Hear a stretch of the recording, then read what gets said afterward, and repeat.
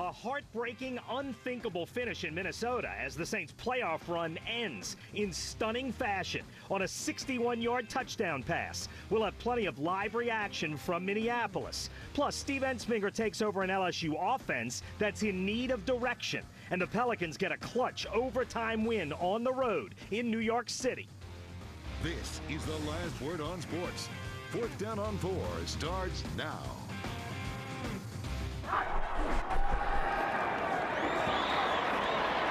Steps into it. Pass is caught. Diggs! Sideline! Touchdown! Unbelievable!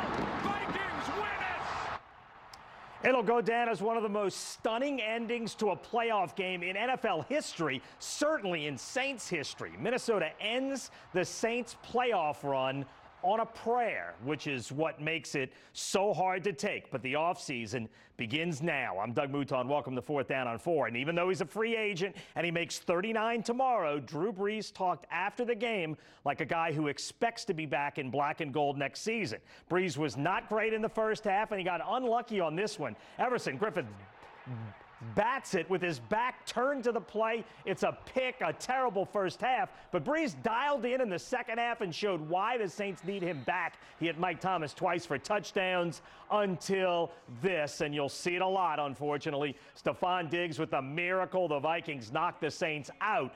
But other than Brees, this really is a young, extremely talented Saints team. The season ends, and I think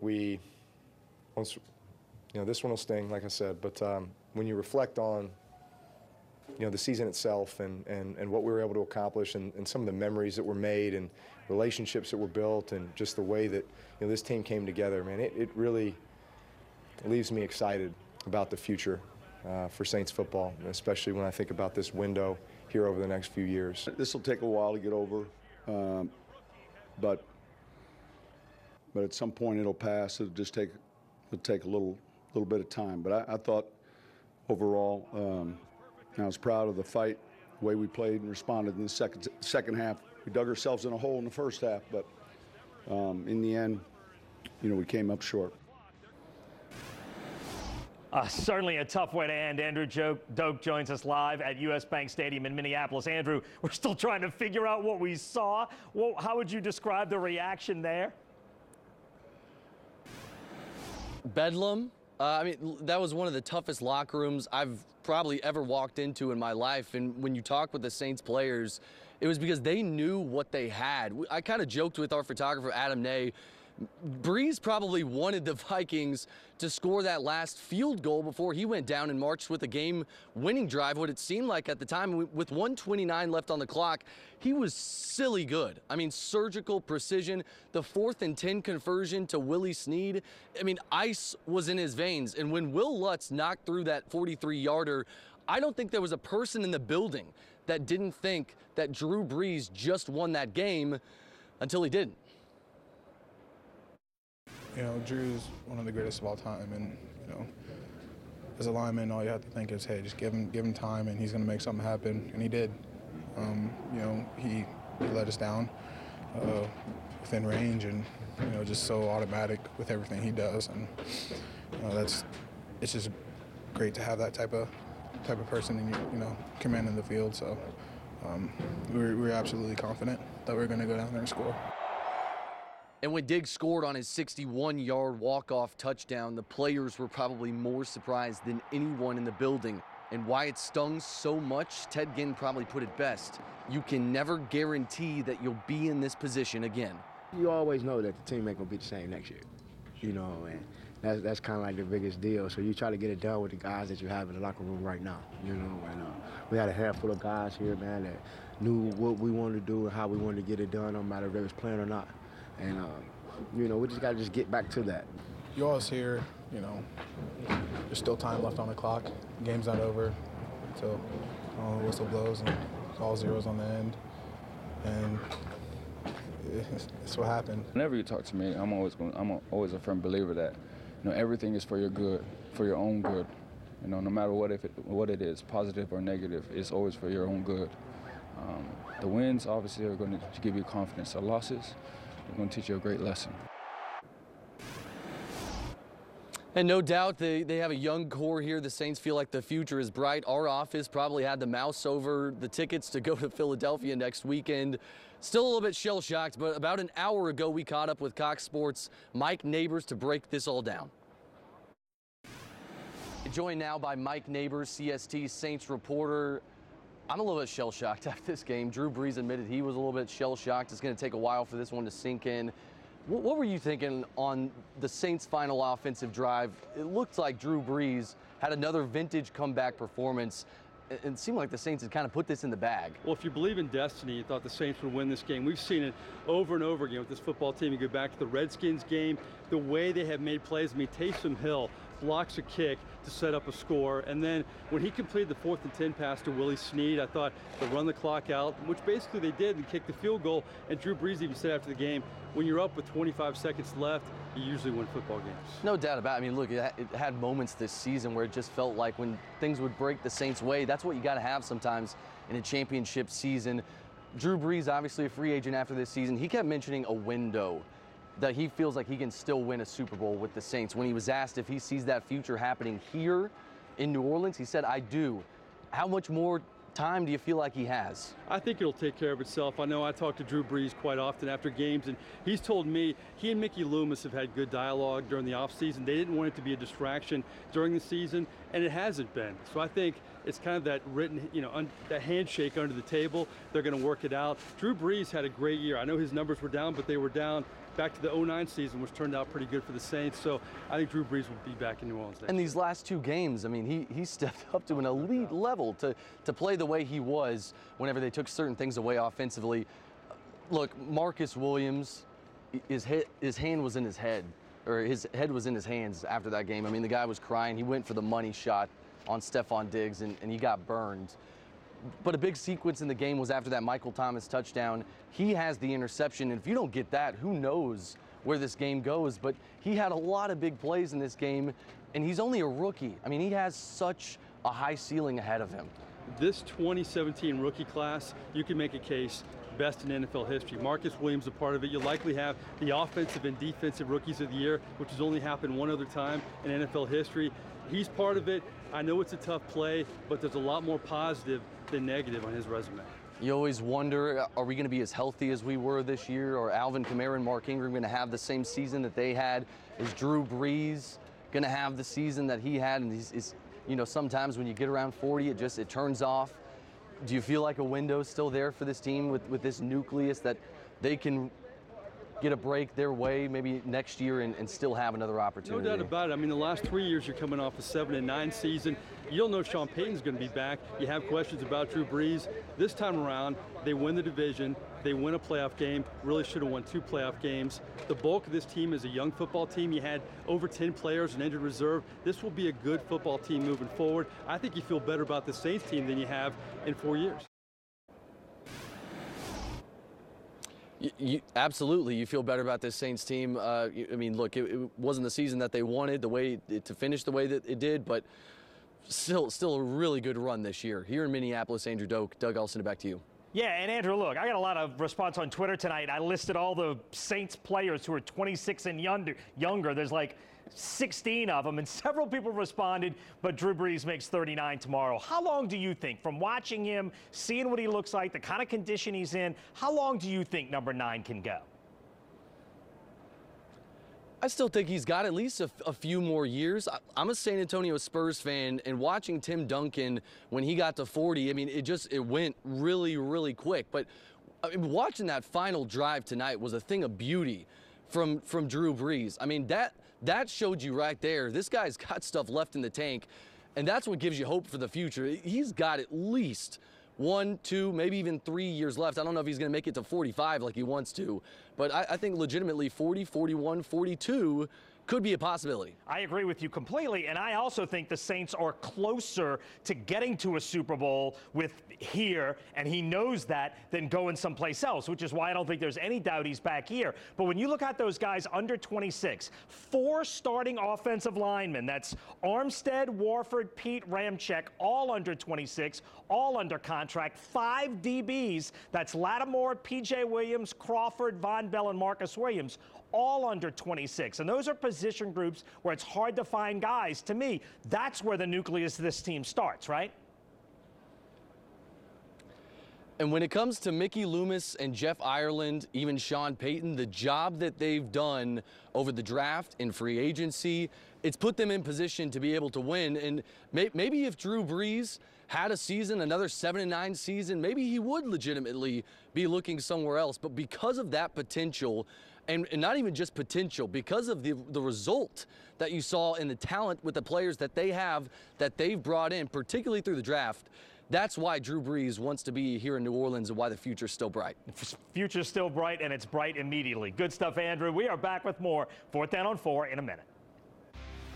Coming up, it wasn't the sexiest hire, but Ed Orgeron thinks he has the right man to lead the Tiger offense, what the job means to Steve Ensminger, and how he expects that offense to look. Plus, Renee Nato joins us to discuss LSU's juniors leaving early and which one hurts the Tigers the most. And later, we'll wrap up the Pelicans' comeback win over the Knicks this afternoon. 6 LSU Tigers have now announced they're turning pro early. 2 we expected preseason. That's running back Darius Geis and pass rushing specialist Arden Key. Both have great shots to be first-round draft pick, which is why neither are surprising. 2 cornerbacks are going pro. Ed Orgeron said he expected these. Mike Detillier calls Riverdale's Dante Jackson a 3rd-round pick. He says number 2, Kevin Tolliver, is a 5th or 6th rounder. And the 2 that really hurt, 2 offensive linemen, Brother Martin's Will Clapp and right tackle Toby Weathersby. And the Tigers are still waiting to hear from left guard Garrett Brumfield. Clapp was the one guy many LSU observers thought might stay. He is not. LSU's coordinators are now set. Of course, Dave Aranda decided to stay to run the LSU defense. Former Saints assistant Greg McMahon is now the Tigers' special teams coordinator. McMahon and Orgeron coached together on Sean Payton's Saints staff in 2008. And Orgeron named Steve Ensminger his offensive coordinator, as Ricardo LeCompte reports. It's not just any coordinator job for Steve Ensminger. It's a job at his alma mater. Fighting back tears when called upon again to lead LSU's offense. I knew that was going to happen. Ensminger taking over the reins from Matt Canada. Things didn't work out, but we're moving on. And I said to myself, I had a chance. I know the best coordinator for LSU is Steve Ensminger, and I knew that deep down in my heart, and I've always known that. Orgeron believes in Ensminger, and the former LSU signal caller must develop a quarterback, the position that many feel has held the program back this decade, as well as revitalize an LSU offense that statistically stayed the same the last 2 seasons under both Canada and Cam Cameron in terms of points and yards per game. We have to put 3 and 4 wide receivers on the field. I think we have to be an RPO team. I think we have to be a more fastball team. I think we have to go no huddle. That's the direction we're going. We have to put the best talent we have on the field, and that will be 3 and 4 wideouts. The best candidate at 59 years old. The age may put doubt in some minds, but his spirit is still sharper than ever. I can't let any outside influence say, hey, well, you're not good enough, or you can't do this. Bull, okay? I'll do it. This will be Ensminger's first full-time coordinator job since being the offensive coordinator at Clemson during the 1997-1998 season. And after passing on the chance to be the interim OC after last season, Ensminger is now very comfortable in installing his offense for next year. For 4th Down on 4, I'm Ricardo LeCompte.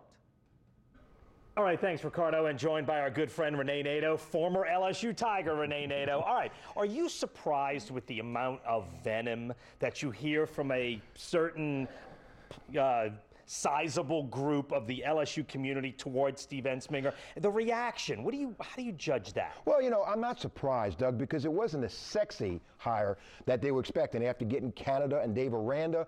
You know, the LSU fans, they raised the bar pretty high. They were expecting that kind of sexy hire. But keep in mind, Steve Ensminger, going back to 1992 when he was OC at Georgia, they were the #1 team in the SEC in scoring and total offense.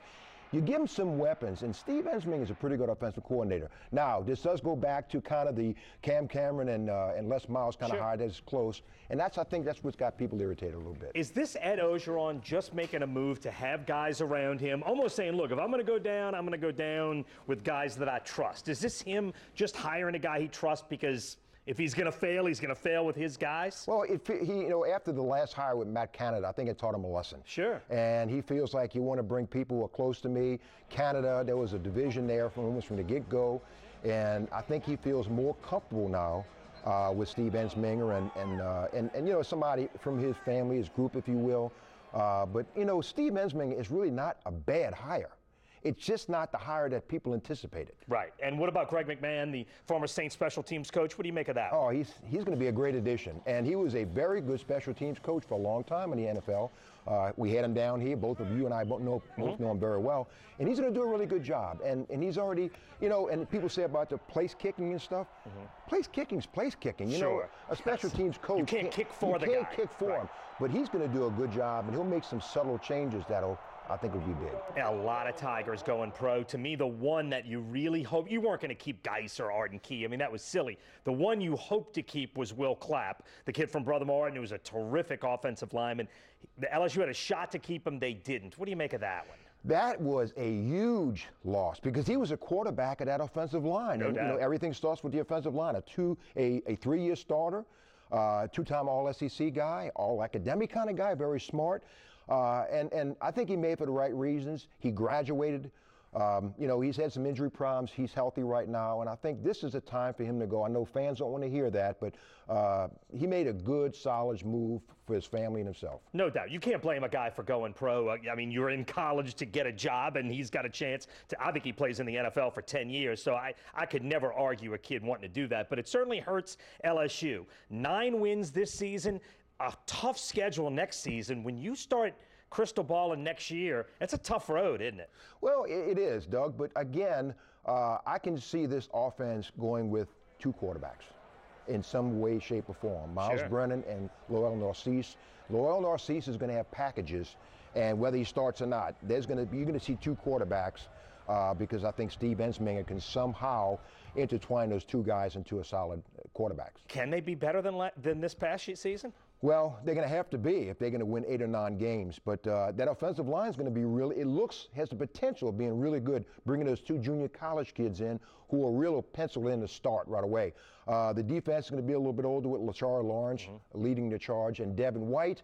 So, they're capable of 9 or 10 wins, but things would have to happen. They'd have to have improved in some areas, especially quarterback. Yeah, Renee, thank you for joining us. We'll talk a lot more about LSU, certainly as spring football starts. Renee Nato from CrescentCitySports.com. We're back with more 4th Down on 4 in a minute.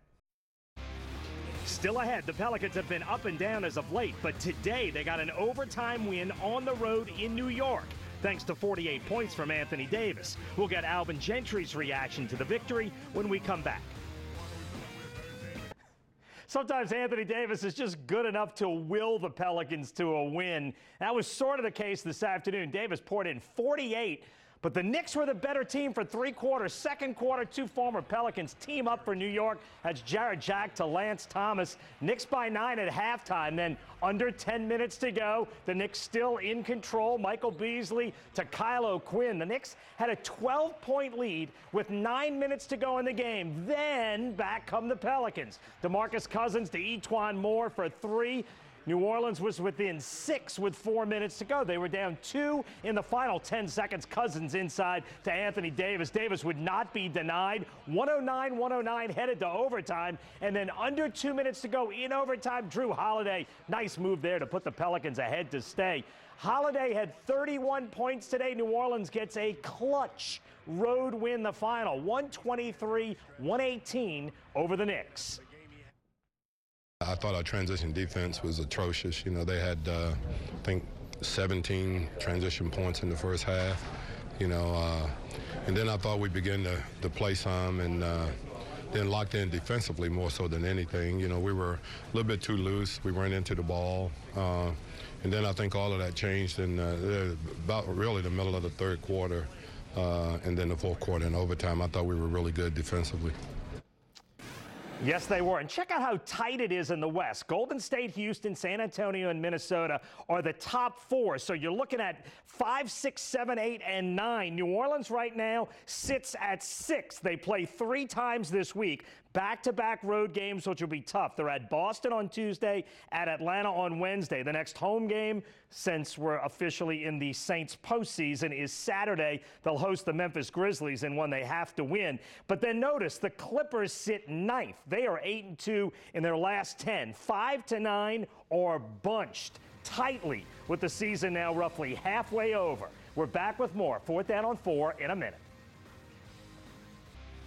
What was a great season for the Saints is now over. Great because pieces are now in place. Young, talented pieces at every position group. 2017 will go down as the start to the Saints' 2nd Super Bowl run. For Andrew Doak and photographer Adam Ney in Minneapolis, Ricardo LeComp and producer Danny Rockwell back here in New Orleans, I'm Doug Mouton. Thanks for watching. We'll see you next week for our first off-season edition of 4th Down on 4.